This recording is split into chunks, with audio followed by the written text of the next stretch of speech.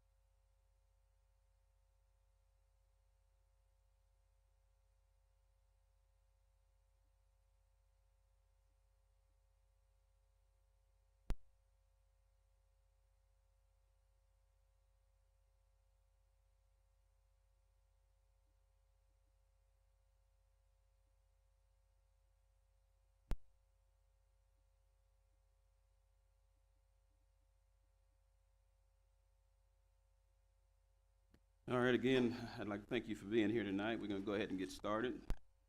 Our first item on the agenda is to consider approval of minutes of the March 5th, 2024 regular session. Council, if we had a chance to review the minutes, floor will be open for a motion. After review of the minutes, I would like to make a motion to approve them as presented. I'll second that. A motion made by Councilman Adams, second by Councilman Chappelle. Madam Secretary, record a vote, please. Councilmember Chappelle. Aye. Aye. Councilmember Dale. Councilmember Walker. Councilmember Adams. Aye. Vote is unanimous. We'll now close that item on the agenda. Our next agenda item is public comments. This time, the City Council welcomes citizens' participation and comments at all council meetings. Citizen comments are limited to 2 minutes out of respect for everyone's time. The council is not permitted to respond to your comments. The Texas Open Meeting Act requires that the topics of discussion, deliberation be posted on an agenda not less than 72 hours in advance of council meetings. If your comments relate to a topic that is on the agenda, the council will discuss the topic on the agenda at the time that the topic is discussed and deliberated. At this time, if we have anyone that would like to speak, please come up and state your name and address, and the council will hear your concerns.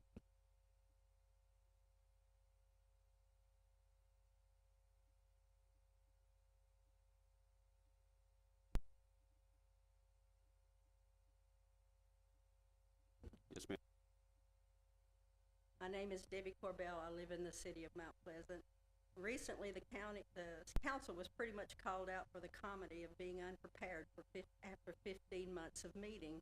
The podcast that followed was a clear example of that. Under the Freedom of Information, I have found the following information. The city manager has been giving tens of thousands of dollars to a select few of the staff, nearly $30,000 to the fire chief, finance director $126 plus $7,000 a year for a car to drive, thousands being spent on hotel expenses, I guess when you don't feel like driving home. Our taxpayer dollars are being lavished on a chosen few, and this behavior is evident even in the human resources position with repeated raises. But I want to point out that this is your personnel policy. This is your guidelines for how things are to be handled. But I found that the position of human resources was never advertised for, which is a violation of the affirmative action plan. And I had Candace research this. We could not find it because it was not advertised, and that would be a violation. Also under this guideline is Chapter 7 talks about full-time employees are the ones that are eligible for the insurance. Our leadership ignores what they choose and skirt around what they can. Also, I've come across some information that's been provided to me about why and if the city was involved in work that was conducted on property that belongs to Councilperson Spruill's family, property ID 12477. I am in possession of items that have caused enough concern for me. I have requested information regarding that work, when it was done, why it was done. There were We're not transferring minutes. I did not transfer them last time because of the group. I'm sorry. You can speak, look, sir. If you want to speak, you can come and speak. No, I'm saying he can come and speak. Okay, hopefully I will get the information I have requested, and I have been assured it's going to be turned in to me. We'll bring it. Yes, ma'am, thank you. Do we have anyone else that would like to speak at this time? Okay, we'll go ahead and yes. I'm sorry, I didn't see you. I'm not here to argue about a cat this time. Okay. Just three things, and I know that I'm in the minority here, and that's completely fine. I actually support What's that? what, Oh, I'm sorry. You'd have to, what's your name? I'm sorry. oh, sorry, I'm Regina Cahey. I did change my name, Mr. Dale. Sorry, I don't want affiliation with that family anymore. I live at 1805 Jean Drive in Mount Pleasant. It's across from Minnie Sims. Just three things. I actually support what Mr. Anderson is doing, wholeheartedly. I think that it would help improve the economic growth in Mount Pleasant, as well as provide jobs for people that are in my tax bracket, so to speak. That's the first thing. Second thing is I went to the park today with my son, and y'all have done a beautiful job, a wonderful job. I come from Arlington. I think Arlington's got like 37 parks. Y'all did a beautiful job redoing the playground equipment. Where are the benches? I'm fat. I like to sit down when my child's running around. The closest place to sit down is the pavilion. There was a bench there. It got taken out. I just would like to see benches. I'm pretty sure that is a city issue. The other thing that I wanted to bring up is that personally, I know that there are some allegations going on right now, but I think that personally y'all are doing a great job, especially you two, for swimming in a sea of white people. Y'all are doing a great job. So that's really all that I came to say. Thank you so much for your time. Thank you, ma'am. Okay, we have anyone else? Okay, we'll go ahead and move on. We'll go ahead and close that item on the agenda. We'll now move on to item 3. Item 3 is to consider.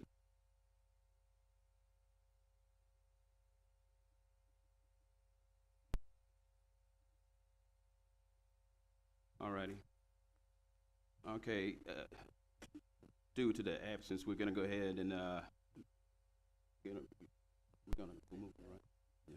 Yeah, we're gonna move items 3 and 4 to the end of this, to the end of the agenda today. And we're gonna go ahead and move on to item 5 at the time, which is a consent agenda, which is consider approval of consent agenda items 5 through 7, actually. You can go ahead and make sure you state your name. Thank you, Mayor, Mr. Thatcher, Council. We're bringing you all tonight 3 pray requests. Jake Blair, City Engineer. Sorry, that didn't register. We're bringing to you tonight 3 pay requests for 3 different projects that we have going on in the city right now. The first of which is on the Sports Complex Regional Lift Station, or also called the North Sanitary Sewer Line in Iron Falls. Pay estimate number. This is a pay request number 3 from Wicker Construction in the amount of $331,665.99. The original contract was right under $1.8 million for this project. Billings to date is just under $1.2 million, which is approximately 65% of the total budget. Remaining is $628,000, approximately 35% of the total budget. Contract timeline is 250 calendar days. They've used 196 to date, and they've got about 78% of time remaining. This project is going along really quickly. We've got majority of the pipe in the ground. We're mainly waiting on electrical components on the panels. Working with Brian Capps, he's not here tonight, but they've been doing really good work, and we're expecting this project to come in under budget and on schedule. We have reviewed the pay estimate. And have found it both quantity and pricing accurate, and request payment be awarded appropriately.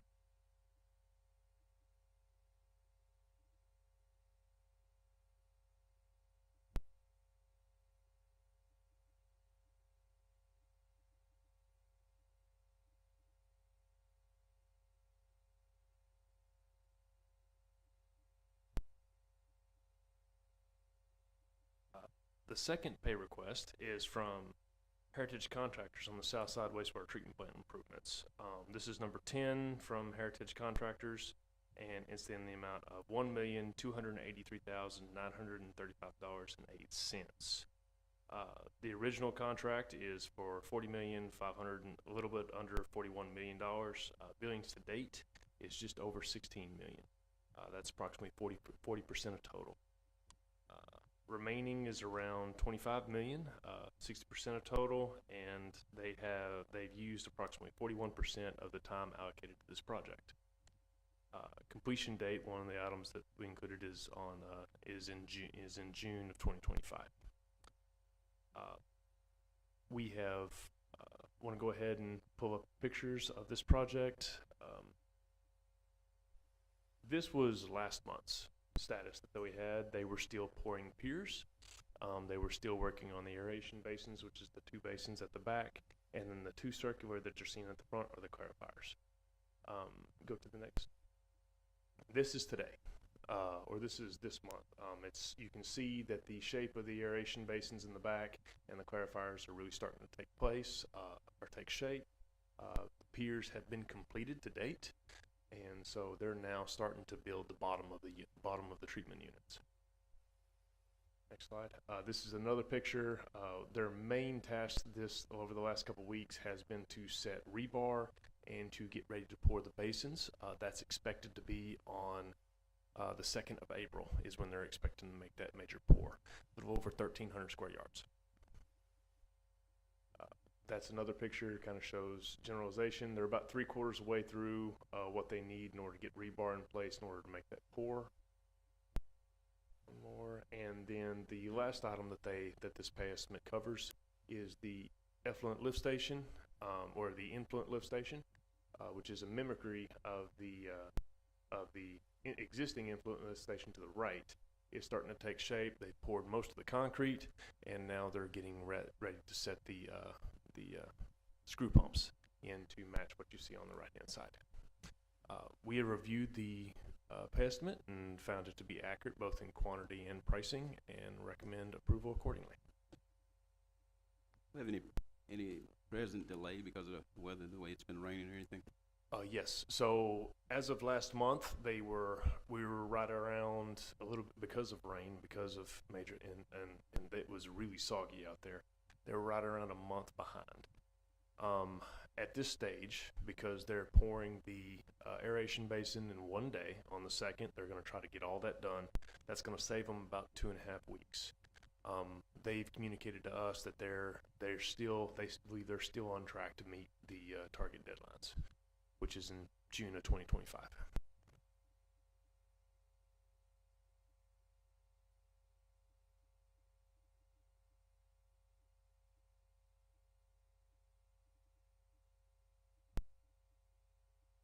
The last pay request is on a new project that we just got going. It's from Snyder Electric on the water meter optimization project. This is in the amount of $320,969.85. And the original contract for this is a little over $2.8 million. Billings to date is the amount for this first pay estimate, and which will be 11% of the total amount on this project. Remaining will be around 89%, and the contract timeline is a little bit different. They actually have about 450 days on this project, but we're pushing to get it done, as this project also includes a lead and copper inventory or lead and copper inventory on the services themselves for each of the where meters are being changed out. We're pushing to get that completed and submitted to TCEQ by October 16th of 2024. So in total, we're actually pushing for about a 211 day, 240 day timeline, which is, they've used about 39 of them right now. We have reviewed the pay estimate and found it accurate both in quantities and pricing, and recommend payment accordingly. I might just add, for those of you that wasn't here, didn't remember from the last time, you may have gotten a little notification in your water bill this last month, and it explains about how you can follow your water usage and all with your iPhones and all going forward when this all gets into place. So those of you in the public that do remember that, but this is going to be very handy. I had a lot of people comment on that once they receive that in their water bill, just explaining it and how it's going to work. All right, thank you for that, Tim. Council, do we have any questions on it, the agenda items 5 through 7? Okay, then we'll open the floor for a motion. Sounds to me like all of them are in pretty good shape, and y'all are satisfied with all of them, my understanding. Yes, sir. At this point, the only one that's behind schedule, or sort of behind schedule, is the wastewater treatment plant, but the contractor's assuring us that they're going to be able to meet the deadline. What's really going to be the controlling factors is getting certain type of equipment and materials delivered. That's going to be what controls that timeline. But they think that they can make it right now. One other item. The meter optimization project. Majority of that pay estimate was for early work and getting this project set up on Snyder Electric side. That's expected. We're expected to start changing out meters the 1st of April, middle of April, somewhere around there. Okay, with that, I'll make a motion. If there are no further questions, I'll make a motion that we approve these items 5 through 7 that's been presented by Jake. I'll second that. All right, a motion made by Councilman Dale, second by Councilman Chappelle. Madam Secretary, record a vote, please. Councilmember Sproul, Aye. Councilmember Dale, Aye. Aye. Councilmember Adams, Councilmember Chappelle. Vote is unanimous. Thank you, Jake. We appreciate you. All right, we'll now close those items and we'll move on to item 8. Item 8 is to consider a request from Leslie Ford on behalf of Danny Crump, property owner, for the approval of a final plat establishing a subdivision and creating Lot 1, Block A, Crump Edition, for the purpose of development and being a 1.116 acre tract of land situated in the Richard Moore Survey, abstract number 390, Titus County, Texas, and described as Tract 1 in the warranty to Danny Crump, as recorded in volume number 1590, page 265, deed records of Titus County, Texas, city of Mount Pleasant, Texas, and is located at the northwest corner of Pecan Street and South Jefferson Avenue. Thank you, Mayor, and members of the council, and Mr. Thatcher. Sorry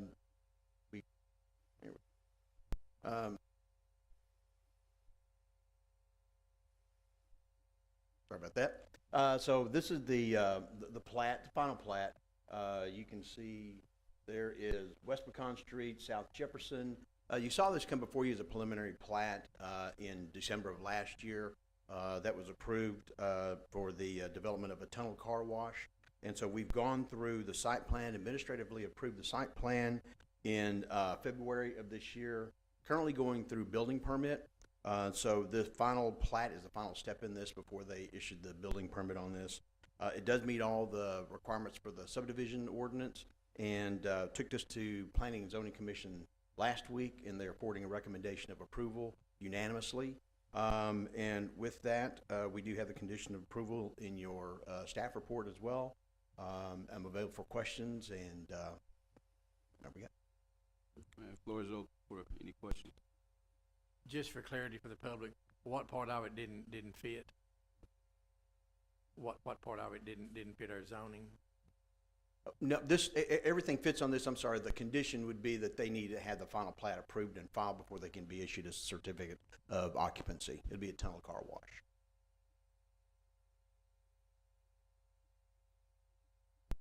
All right, council, any further questions? All right, floor is open for motion. I'll move the final plat, request from Leslie Ford as presented. I'll second that motion. The motion made by Councilman Adams, second by Councilman Dale. Madam Secretary, record a vote, please. Councilmember Dale, Aye. Aye. Councilmember Adams, Aye. Councilmember Chappelle, Aye. Aye. Vote is unanimous. We'll now close item 8 on the agenda. Okay, thank you. We appreciate you. We'll be moving on to item 9. Item 9 is to hold a public hearing and consider ordinance 2024-6, a request from John Anderson of ATC Partners LLC for the approval of an amendment to Plan Development District Number 2 that would allow for the addition of a 3.505 acre tract of land by amending Section 10, Appendix B, F, and G, which is Plan Development Concept Plan, and adding hospital as a by right land use under Section 3, use and building envelope standards, and Section 9, definitions of the Plan Development regulations. The subject property is generally located at the northwest quadrant of the intersection of Tankersley Road and West Ferguson Road, which is Highway 271. Dave. Yes, sir. Thank you once again, Mayor. Then this is Plan Development District 2. As you may recall, this was approved last year in June of 2023. And what the Plan Development District did is established a mixed-use development for this entire portion. It's 110 acres currently. And in this process, we established PD development regulations. And PD development regulations, those establish specific standards that are to regulate this development. And essentially what the applicant is requesting is to amend the development standards in order to include hospital. The term hospital as a by right land use, we're just going to put that insert that as a text amendment into these development standards, as well as provide a definition for what hospital is. And the other item that amending is the concept plan. And the purpose of that is there's a 3.505 acre portion here, located here, that is not currently included with the PD. So they're wanting to add that into the PD as well. So that'll increase the overall Plan Development District to a little over 114 acres. And so that's the purpose of this evening. We did send out notices, 28 notices to the property owners within the city limits that are within 200 feet of this boundary of the entire Plan Development District. We also did published a notice in the newspaper, as well as published this on the website. With that, we did receive 4 notices back in favor of the applicant's request. Did not receive any that were not against this. So with that, this went to the Planning and Zoning Commission as well last week. They are forwarding a recommendation of approval unanimously, 5-0 with that.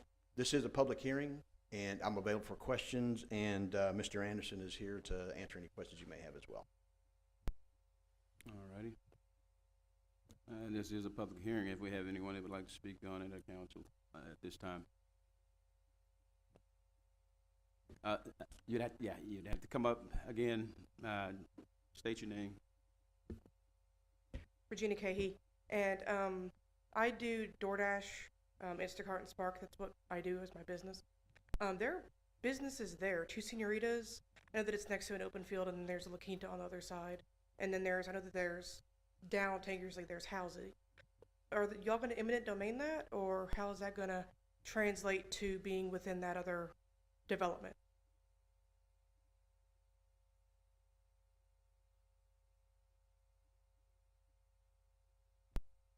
So those are existing businesses, and so this PD does not affect those businesses or anything else outside of the planned development district. All right, thank you. Mr. Rich?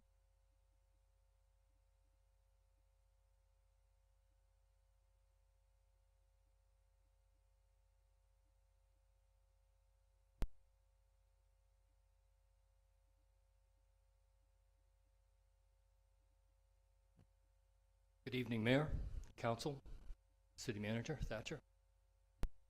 My name is Steve Bolster. My address is 1497 County Road, 3240, Mount Pleasant. I respectfully ask the Council to table the zoning request until after the PID development request has been decided upon and the city has a clearer statement of development plans.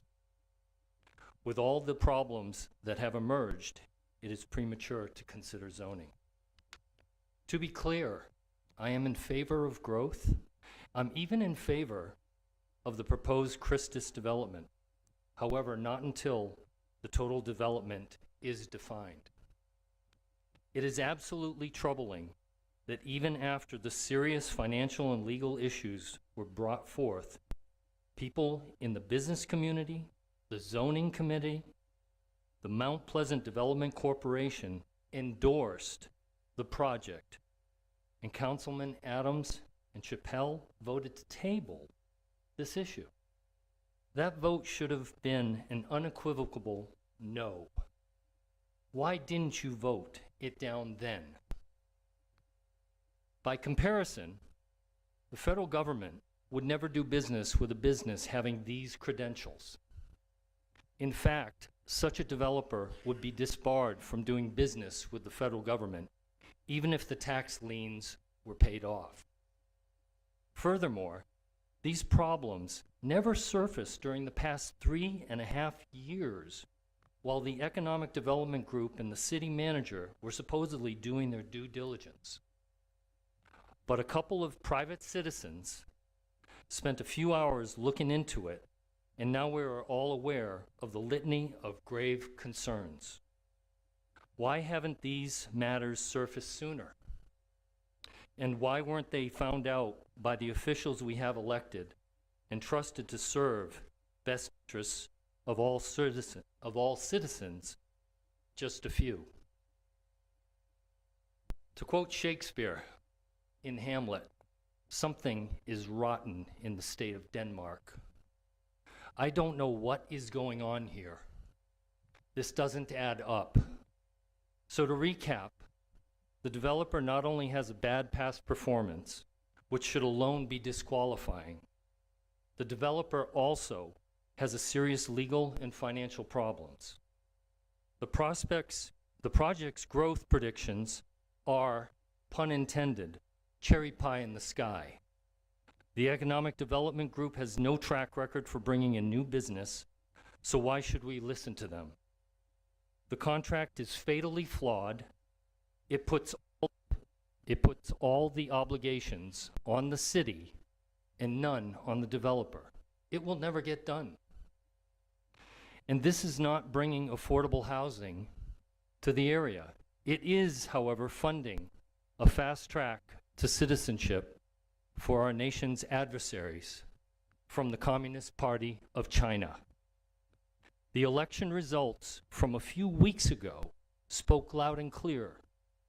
98% voted for the proposition against foreign direct investment here in Texas. So where does that leave us? It leaves us exposed if this proposition becomes law. This developer owns the land, and he should be able to develop it. However, the city of Mount Pleasant should decline to manage federal PID funding. Let the developer do it on his own with banks and private funding. And stop wasting everyone's time with all these desperate tactics to keep a dying project alive. And again, I urge you to table this zoning request until the PID issue has been decided. Thank you for your time. Thank you. Do we have anyone else? Go right ahead. David.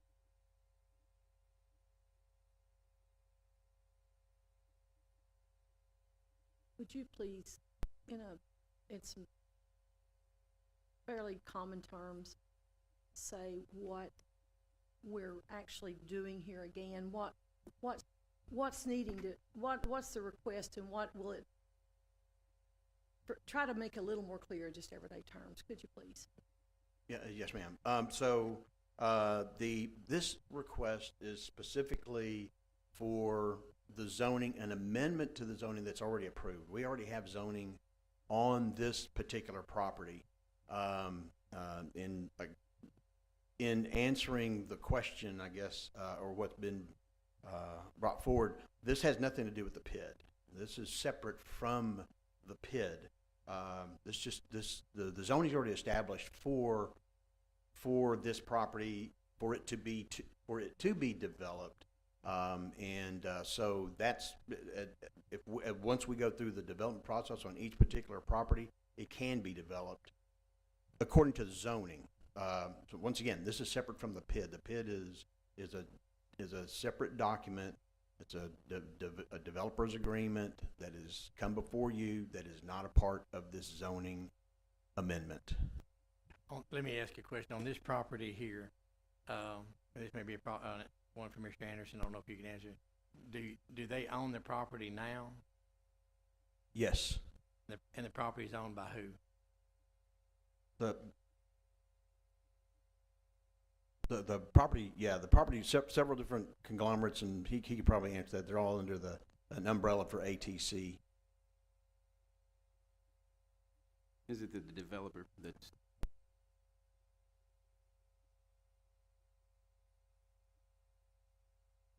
Property is currently owned by ATC Partners, which is one of our entities. And so really, There's no option on it. I mean, y'all own it outright now. Are the property tax occurring on it? yes. So, Ms. Sproul,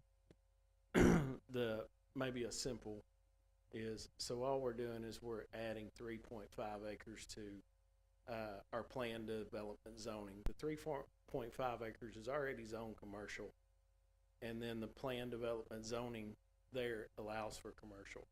And so all we're doing is pulling that 3.5 acres under the umbrella that would increase the build-out requirements. It just elevates that 3.5 acres to the property next door. That's what it does. So in effect, it's including it in the planned development, and right now it's not included. That is correct. So when that occurs, if 3.5 acres becomes part of the existing land that you have now, and when this comes back to us, that 3.5 acres will be included with that PID. I mean, it'll be included with that part if a PID is asked for. Now, is that not correct, David? So the document that's in there now, because it calls for approval and development through the concept plan, so that's something that would have to be amended in the developer's agreement to make sure that we have the current. If this is approved tonight, that would have to be put into the development agreement. And all that would be doing is adding the 3.505 acres, as well as saying hospital and the definition that we have outlined in red for that. Why? I guess the question I know people are going to be asking. So the boundary of the PID won't change. The zoning doesn't have anything to do with the PID boundary. And so all it will do is increase the building standards of 3.5 acres is all we're doing here. It won't change anything to do with the PID or the development agreement. That's already been established. This just needs to be done for Christus. That is correct. And so what it does, in essence, is it gives Christus one zoning instead of two zonings. So instead of having split zoning in their property, they just have one set of rules they have to follow. And the other thing it does is it's already commercially zoned, and so by interpretation, everybody would agree that they could have a hospital there. But what they're asking for is they're going to invest a lot of money, and so they just want, for clarification, they want that word hospital added in, so it won't be interpretation, it'll actually be a defined use. So we're not really changing the use, and all we're doing is increasing the standards on the 3.5 acres, and it doesn't affect anything else. Making it be just for hospital? It just adds the word hospital into the current commercial zoning. My question, timing of this issue. Why now in the middle of the development agreement? So, the timing is based on Christus coming and being interested in purchasing that property. So it really has nothing to do with the development agreement. It just has to do with Christus came and they decided they wanted the property. They wrote a contract for the property and they said, for us to consider moving forward, we need to check these boxes. And one of them is we need the zoning defined. You know, it's by interpretation. Yes, we can have a hospital there, but for clarity, for future use and based on the amount of investment we put there, we just want the word hospital added in so it's clear. I'll have the question now. The development agreement. I mean, again, it's two separate issues. It's somebody trying to buy a piece of property and, you know, one's got nothing to do. They didn't come to try to buy that piece of property to coincide or not coincide with the development agreement. You know, they decided that they were interested in coming to Mount Pleasant. They were interested in that property. They wrote a contract, and the timing, one has nothing to do with the other. But for them to move forward, this is one of the things they'll need to do. I understand that, but I mean, for common everyday citizens, when you convolute something like this, you confuse people. You may not confuse folks who know what's going on, but you confuse the common everyday person. And that's who we represent. That's what my concern is with this issue at the moment. I want it to come, and I'm for growth and development. I've been here all my life. I'm a hometown boy. And I have nothing, and I want the growth and development, but I want to make sure that the citizens are clear and we have a concise understanding of the details of what we're dealing with. And I don't want it convoluted where the citizens don't understand. Not folks who deal with it on a day-to-day basis. I'm talking about taxpayers with a common understanding of what's going on. John, let me just add to that. Was this part of the agreement when Christus first came? Was this something that they wanted? And when was that contract signed? I have to look back at the exact date. I believe it was signed in December. And then we made the zoning request in January. And then you have to send out notices and wait 30 days. And so we've just been moving through the process since that contract was signed. I wanted to say also that that the timing of it wasn't decided to put this public hearing today. Since the last meeting, a month or a month and a half ago, we started the process. They wanted to change the zoning. We had to do some work with the zoning ordinance, but we had to set the public hearing 2 weeks after or a week after they come to P&Z, which was last week, and they even wanted it a little sooner, but we had to push it back to this. And so this date was set 4 weeks ago, not just a week or two ago, set the public hearing. So it can be tabled. If we have the public hearing tonight, the way I understand it, it can be tabled as long as we know. I think, David, it's already been published and everything for action tonight, correct?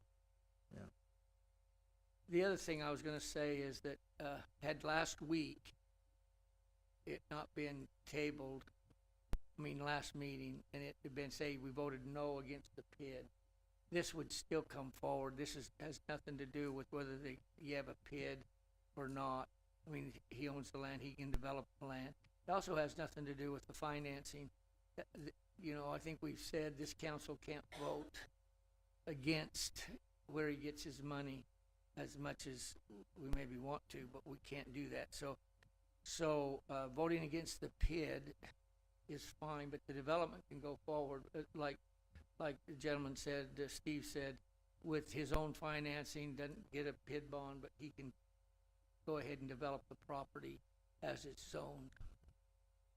Well, I'll just add to that. I mean, I know public perception is probably not all of it, but it is a big part of it. And you know, you can't help but ask the question. You know, it seemed kind of like you're getting the cart before the horse. And I know the timeline of this, but again, if this had just been going on for a few months, I could understand a little bit better than the length of time this had been going on. Can I just ask one question? What is it that y'all don't want to approve about what we're doing is we're increasing the standards on 3.5 acres, and we're just clarifying the zoning for the hospital so they can move forward. It's got nothing to do with anything else that's happening out there. But I don't understand what it is that y'all would oppose in that request. And if everybody remembers, we voted unanimously to beef up the standards out there through this agreement. And nobody showed up at the P&Z to oppose this, correct? We had a P&Z meeting. Nobody showed up to oppose it. We're not doing anything except raising the standard.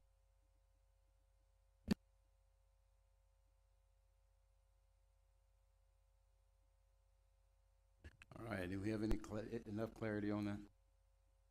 Okay, well, again, this is thank you, John, we appreciate it. Again, this is a public hearing. If we have anyone else that'd like to speak, now is your turn. If not, I'm gonna go ahead and close the public hearing part of this.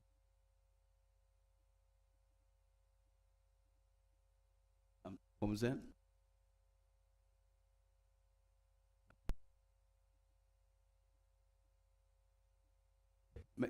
Make it quick.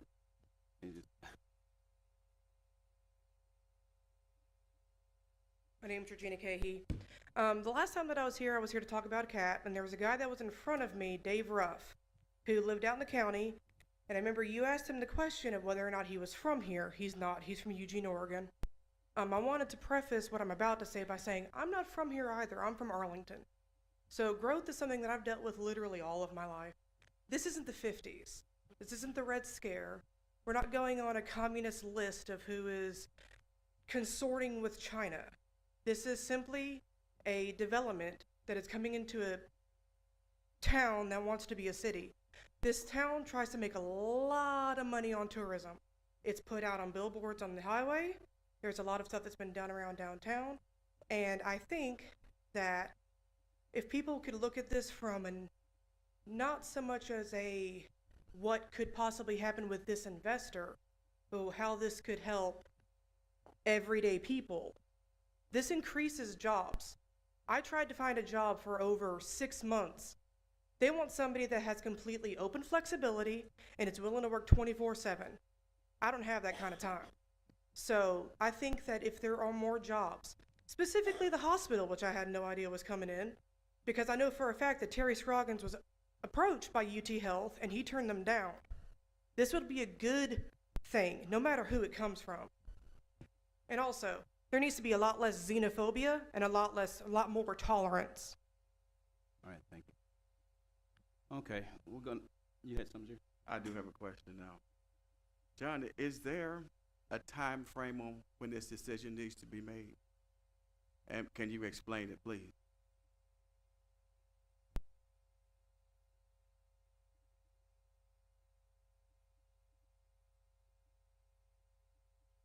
The hospital has, in our discussions, has expressed that their number one concern is the timing. And so it needs to be voted on, is what needs to happen, because the likelihood of them moving forward, if we're dragging our feet, is diminished. Out of all due respect, please don't say dragging our feet. We're just taking time to study what's best for the city. We're not dragging our feet. We're just trying to make sure that we cover the details and the requirements for the city. And it's more than fair to ask, John. As you know, this thing has been hotter than a $2 pistol for quite some time. And then it got just as cold as an iceberg in the Arctic. And then all of a sudden it come back to us, not necessarily this, but time and time again over months, this thing has been hot and cold so many times till, I'm not sure if anyone knows if it's hot or cold. But now you do know that for a fact, that all of a sudden it's something's pulled, at the 23rd and a half hour, and then all of a sudden you don't hear anything from it for weeks or months again. With all due respect, I don't know what that has to do with zoning. You know, what we're discussing here tonight is the hospital. And I believe additional health care for the citizens of Mount Pleasant is good for everybody. And so we're not discussing a development agreement. We're not discussing anything outside of, do you want Christus to come or not? And Christus has said, hey, if we're going to come, we just need zoning clarification, and we want to be under one zoning, so we're willing to elevate the zoning on our 3 acres to make that happen. And so I still don't understand, if we want Christus, why this is a hard decision. With all due respect, again, this is part of it. This is part of the whole shooting match. Okay, this is a part of the, and it may be a little separate entity here, but it is part of the whole project. I definitely think, and the citizens think so too.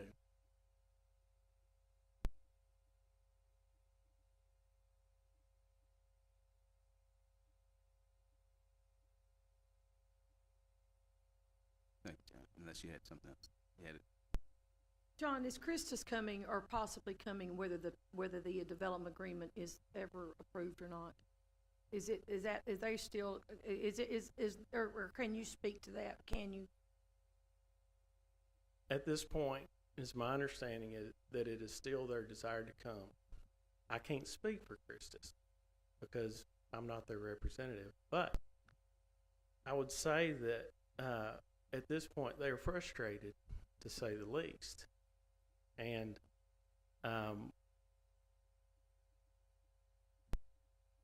whether or not the development agreement gets approved, I'm still going to do something out there.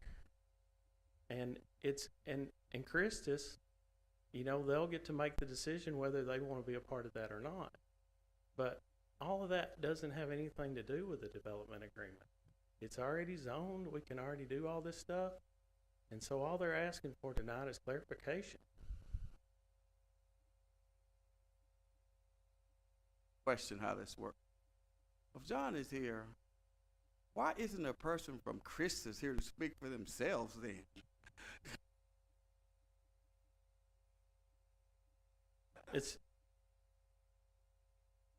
He can't answer. They can answer for themselves. It's not the responsibility of Christus to change the zoning. It's our responsibility. John Land, 214 North Madison. I've met you, Mayor and Council, Mr. Thatcher. I met y'all during the, I guess last June when we did our plan development design regulations for this. I was the author of that, if you may recall. If you go out of Lowe's on 271 and you see a big sign, it has a person's name on it and a phone number, and that's mine. So I've been working with Christus and a number of restaurants and a number of other developments for a long time. Christus has been to many of your council meetings. They've met with several of y'all. There was a newspaper article about Christus coming. Before we ever put them under contract, I called and made sure, is this a use that you want? I wrote the plan design regulations. I contend it's allowed by right now.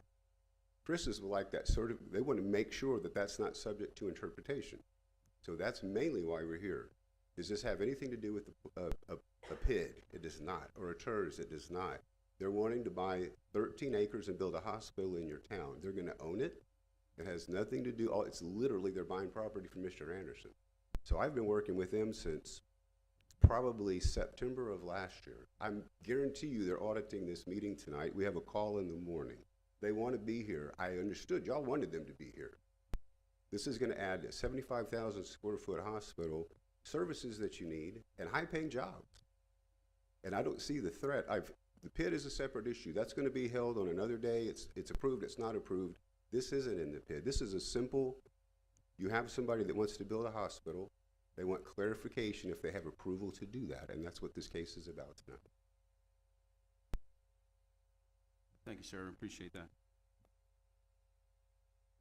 All right, we're going to go ahead and move forward. I'm going to go ahead and close the public hearing and move on to open the floor for a motion on this item. I'll move to approve 2024-6. I'll second that. A motion made by Councilman Dale, second by Councilman Chappelle. Madam Secretary. Oh, I'm sorry. I do apologize. Councilmember Adams made the first motion. Followed by Councilman Chappelle. Madam Secretary, record a vote, please. Councilmember Walker, Aye. Councilmember Adams, Councilmember Chappelle, Aye.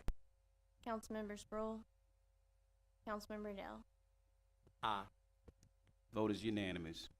We'll now close that item on the agenda.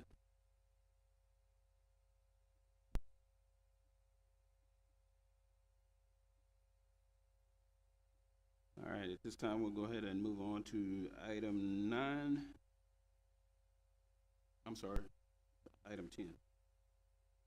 Item 10, which is also holding a public hearing and consider ordinance 2024-7, a request from Jonathan Cardenas for the approval of a zoning change from a single-family residential district to a two-family residential district for the property located on 501 North Johnson Avenue. The subject property is described as Lot 2B and 3D, Block 4, Caldwell Addition, City of Mount Pleasant, Texas, and is a vacant 0.1865 acre parcel of land. The subject property is generally located at the northwest corner of West 5th Street and North Johnson Avenue. Yes, sir. Thank you, Mayor. And if we go to here's the subject property. It's located on the corner. This is South Johnson, and this is West 5th Street. And if you take a look here, the current zoning of this area is single family 2. What the applicant is requesting is to build a duplex on this particular property, and that requires a zoning change to a 2F family. And the issue on this is that single family 2, according to our zoning ordinance, does not allow for a duplex on the property. However, we have to take a look at the comp plan, the future land use plan, to see what does that say. And when we go to the future land use plan, it takes a look at this area right here, and it says it is compact residential. Essentially what that means is that it allows for housing, single-family housing, townhomes, and duplexes in a compact network. And essentially what that means is if you have some of those others that are around in the same vicinity, to make that compatible. Last week during the P&Z meeting, and as I drove around, I saw nothing but single-family homes in this particular area. And Mr. Cardenas had approached P&Z, and he said there are some duplexes in this area. If you could drive down 5th Street, you'll see some duplexes. Well, the problem that I saw there was the two homes that I saw, they look like single-family homes, but apparently they may have been converted to duplexes. It's just the way that the doors are shaped. They're not the way that how he wants to build. This is a typical duplex of how you would see something where you have individual units there. So with that being said, the comp plan does allow for flexibility. It does allow for flexibility with this, and because we do have some duplexes in the area, I'm saying that this is obviously something for council to be able to review and take a look at to see if this fits within this area. One thing I do want to point out as well, this being a vacant lot is the only vacant lot in the general area here. Duplex zoning calls for a transition. You do have a transition across the street here where you have neighborhood services district, which allows for a host of different uses. And when you go up to 7th Street, we have under construction now there used to be a nursing home there, and it's being converted to 25 apartment units. So that's under construction currently. So when you take a look at that overall, is it compatible? That's a decision for council at this point.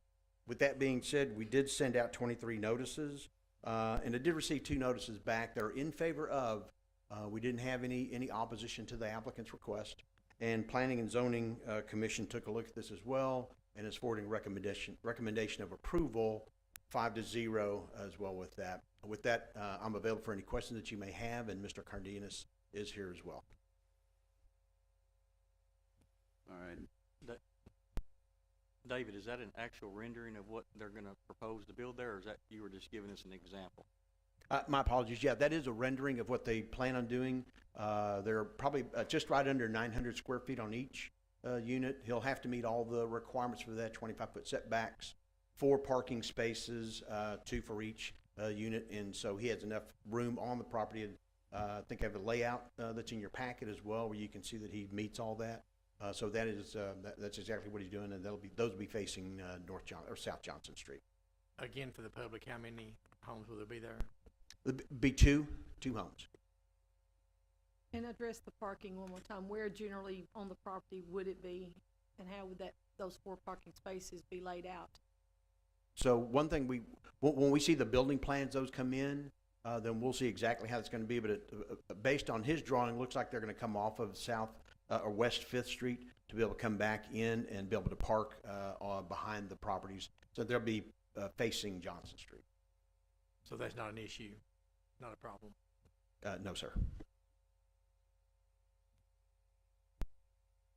All righty. Well, this is, again, this is a public hearing. If anyone would like to speak on this agenda item, please do so at this time. How you doing, sir? Good evening.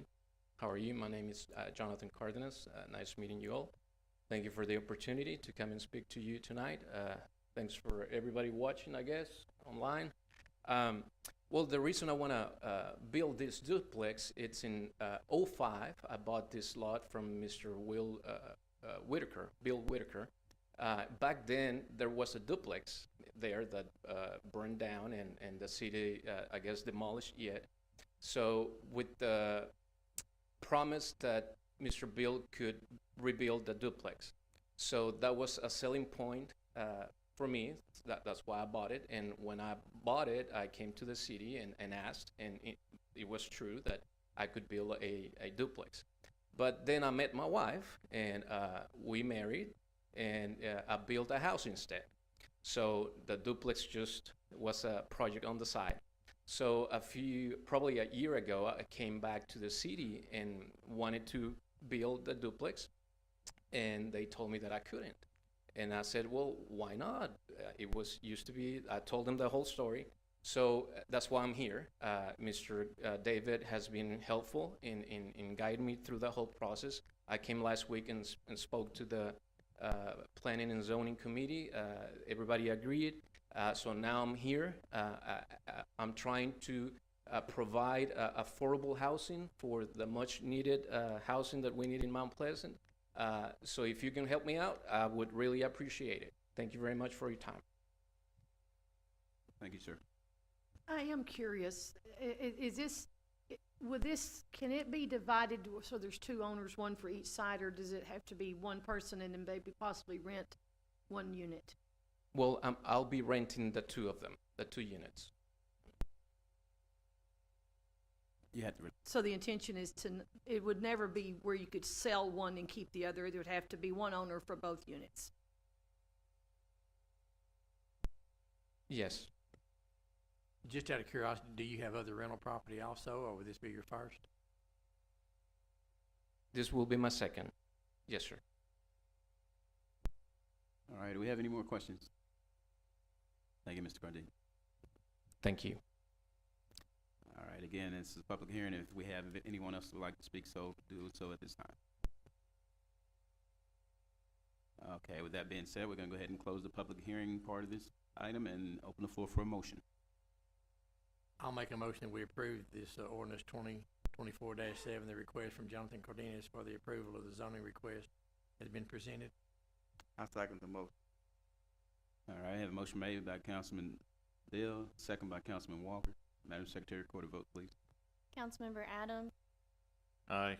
Councilmember Chappelle, Councilmember Sproul, Aye. Councilmember Dale, Aye. Aye. Vote is unanimous. We'll now close that item on the agenda.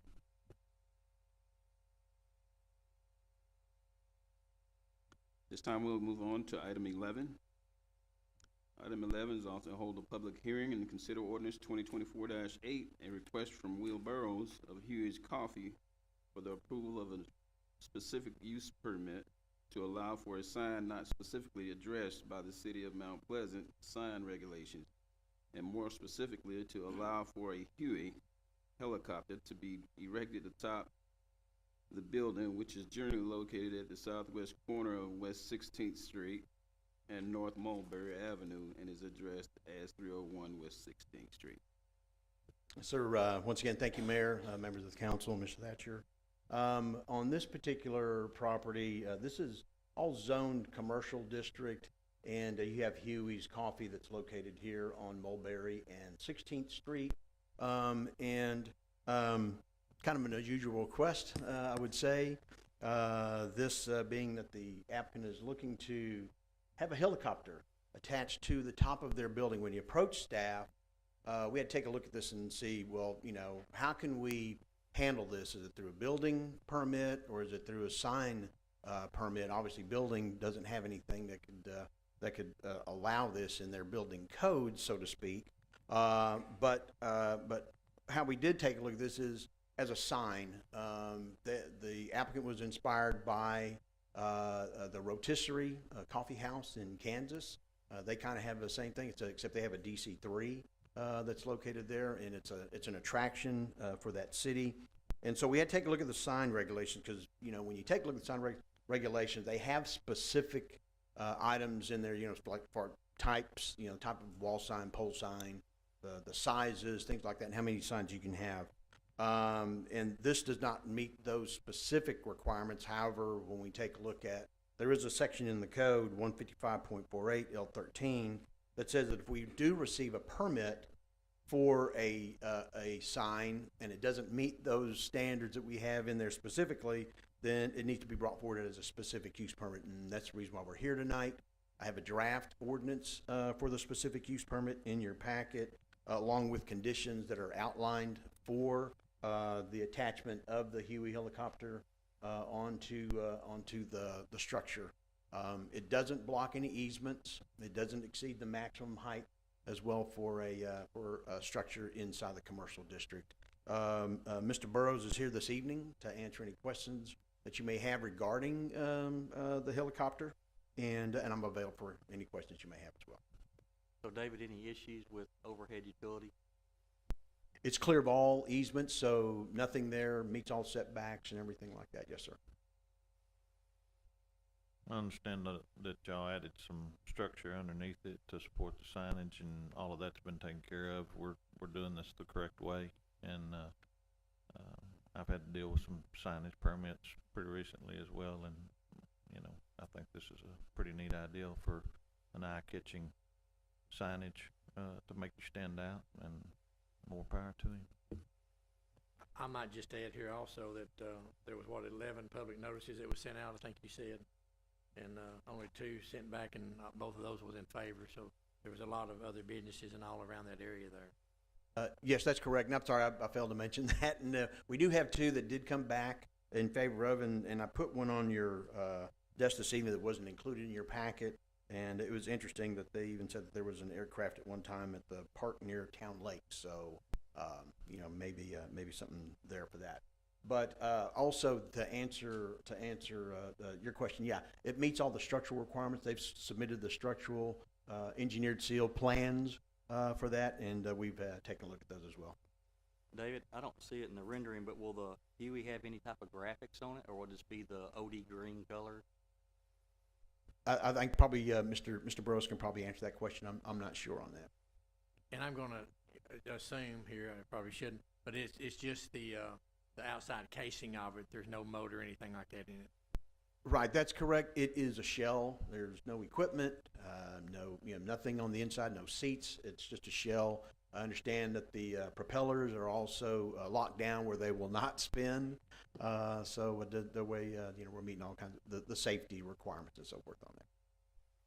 Is this the Huey we've been listening to fly above us for the last few years? Does this mean we won't be able to take rides in it like we have in the past? I mean, is that the same one, or has he got another shell he's bringing in? Mr. Burrows, can you answer that one? I mean, the old folks feel like you're in Vietnam when you hear that thing overhead. It is a different airframe than the one you see flying around. And Mr. Chappell, it will be painted OD green. It will also have the traditional decor on it that it would have had in the war. For those that don't know, also, Will's part of the group that has the Mid-America Flight Museum out here at our airport, which is known throughout the country now. And so it'll kind of be an added attraction for y'all to publicize, and I'll also go to our We started Huey's in Gilmer back in 2022, opened our second location in Pittsburgh in November of last year. This will be our hometown flagship store. Excited to do something fun for it. So that kind of answers for some people that might not know why Huey helicopter, but it fits you and Scott well for Mr. Glover for the theme and what it portrays. Ties in well to our brand. Tell Scott, job well done. Yes, sir, will do. Also, thank y'all for taking a building that needed to be refurbished and doing an excellent job with that. It looks like it's coming along well, and thank y'all for that. Look forward to it getting opened up. All right, thank you, sir. We certainly appreciate you. Thank you. All right, if we have no further questions, I'll go ahead and close the public hearing unless someone else has something to speak on. All right, we'll open the floor for a motion. I make a motion to approve ordinance 2024-8 as presented tonight. I'll second the motion. All right, we have Councilman Chappelle with the motion, second by Councilman Adams. Madam Secretary, record a vote, please. Councilmember Chappelle. Councilmember Sproul. Aye. Councilmember Dale. Aye. Councilmember Walker. Councilmember Adams. Aye. The vote is unanimous. We'll now close item 11. Thank you again, sir. All right, before we move on to city manager's report, we're gonna revert back to item 3 on the agenda, which is consider ordinance 2024-3, authorizing the issuance and sale of the City of Mount Pleasant, Texas combination tax and revenue certificates of obligation, Series 2024, levying an annual and valorum tax and providing for the security for and payment of the certificates, approving an official statement, providing an effective date, and enacting other provisions relating to this subject. Lori. Good evening, Mayor and Council. Tonight we have 2 items for your consideration. The first one is regarding the issuance of new debt to fund several projects, and I put a list of the projects at your place. We have about 8.5 million for the governmental projects, and then 24.5 million for the utility fund projects. We also have tonight with us Jim Sabonis, our financial advisor, and Jeff Bulbus, our bond counsel. So they're available if you have any questions.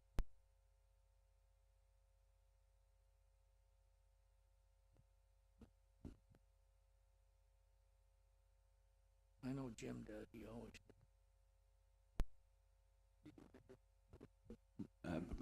Don't forget the button, Ms. Jim. Can you hear me better now? Thank you, Mayor, council members. On your behalf as financial advisor, we helped guide the sale of the certificates of obligation and the general obligation refunding bonds today. I want to indicate to you that they were 5 times oversubscribed by investors. The delay in sale worked well. Markets have been very stable. The additional time to market the bonds resulted in very successful sale. The all-in interest cost for the certificate of obligation was 4.11%. The general obligation refunding bonds, all-in interest cost was 3.99%. In summary, the transaction exceeded the goals that we discussed the last time I was here for the council. Going forward, we'll be able to maintain our interest in sinking fund tax rate, even at the lower level that we are this year, with very conservative assumptions. I want to commend Ed and Lori. It was a very complex transaction, executed efficiently, resulting in a really good situation for the city's finances going forward.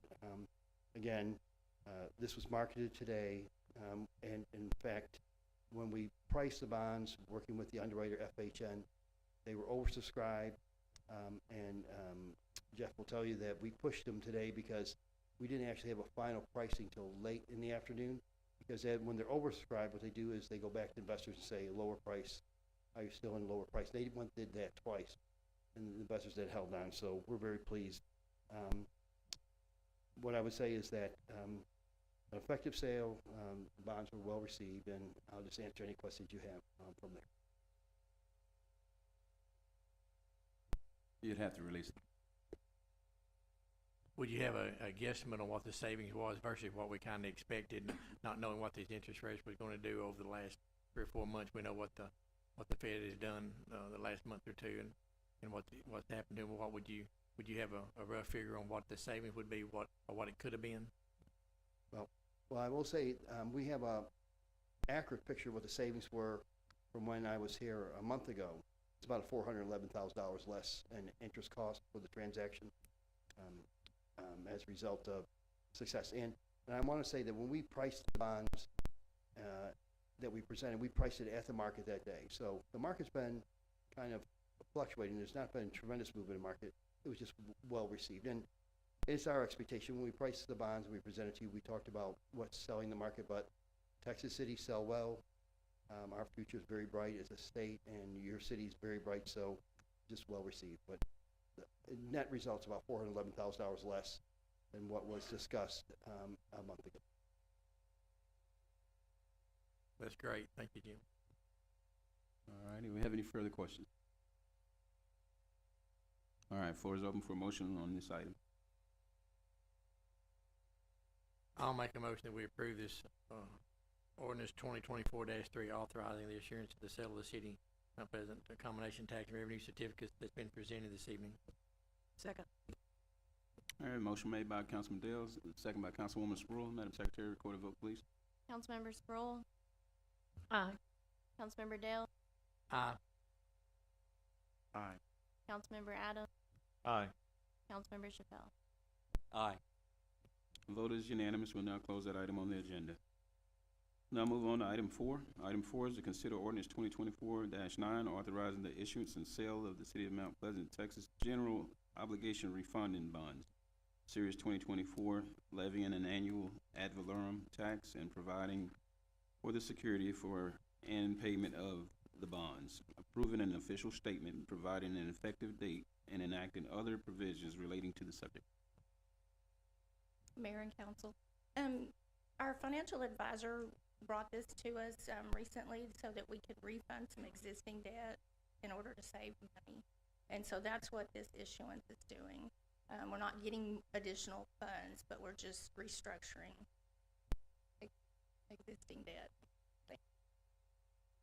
Mayor, Council, my comments on the savings reflected both the consolidated new money and refunding issue, and again, this general obligation refunding bond was to restructure our I&S debt service to better position the city to manage its finances currently with the goal of reducing the I&S that you have done and to position you to fund future projects for the future. So again, it's indicated earlier, a successful sale, the savings I indicated were consolidated savings. All right, thank you, Jim. Here, Jeff, do you want to say something? You came all the way from downtown Dallas. Don't you want to say something to us?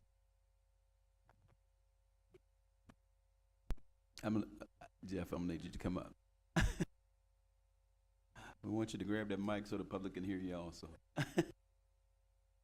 No, I'm happy to be here for any questions. Obviously, everyone's more interested in the financial figures. The ordinances are no different than all the financings we put before the council in the past.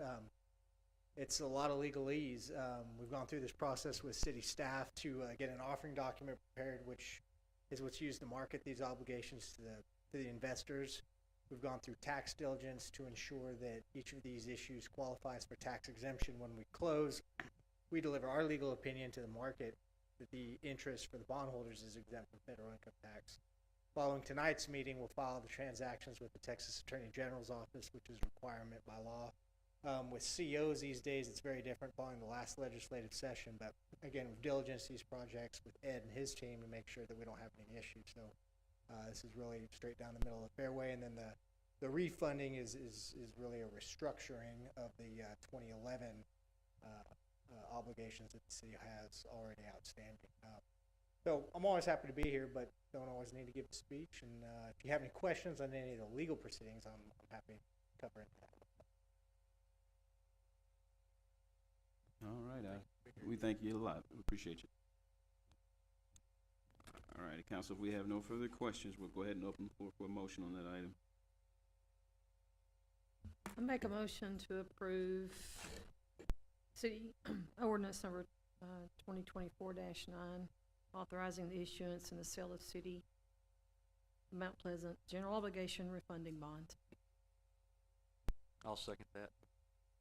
All right, we have a motion made by Councilwoman Sproul, second by Councilman Chappelle. Madam Secretary, record a vote. Councilmember Dale, Aye. Aye. Councilmember Adams, Aye.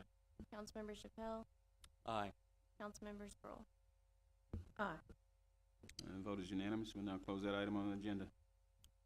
Our next item is the item 12, City Manager's Report. Yeah, Mayor and City Council, I just have one thing, and that's just to remind you that Easter's coming up. So Good Friday, I believe, is the 29th. It's a week from this Friday, will be a city holiday, so we'll be closed.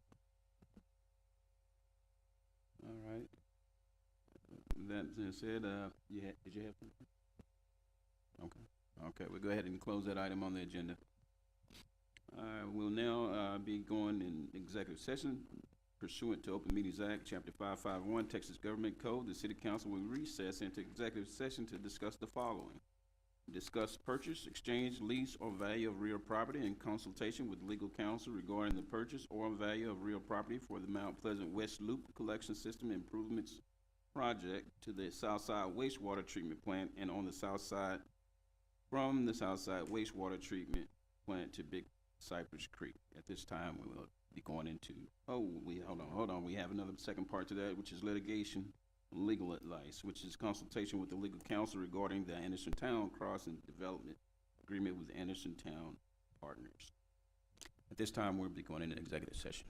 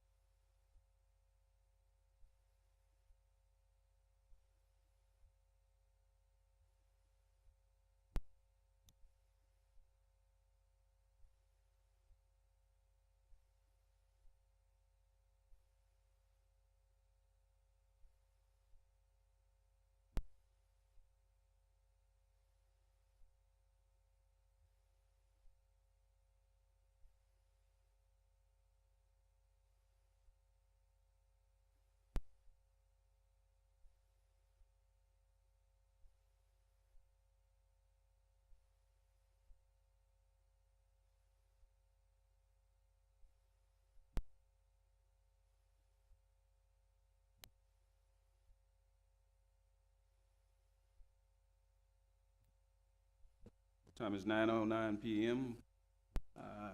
We are reconvened back into regular session. There are no action taken in executive session at this time. The council is adjourned.